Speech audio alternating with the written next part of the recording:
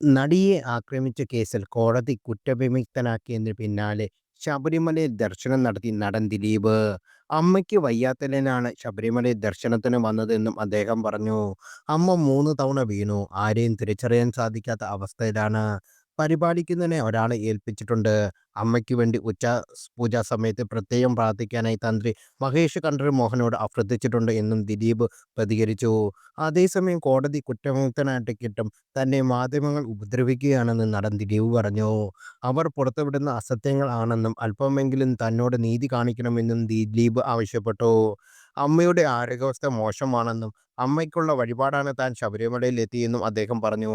എല്ലാ മാധ്യമങ്ങളും ദിലീപ് സംസാരിക്കാൻ തയ്യാറായിരുന്നില്ല.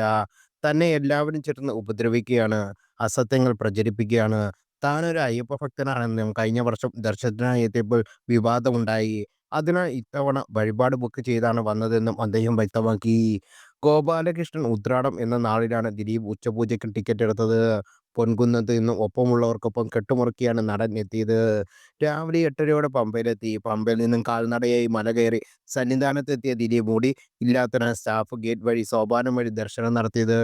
തുടർന്ന് മേൽശാന്തി തന്ത്രി എന്നിവരെ കണ്ട ശേഷം പൂജയുടെ വിവരങ്ങളും അറിയിച്ചു.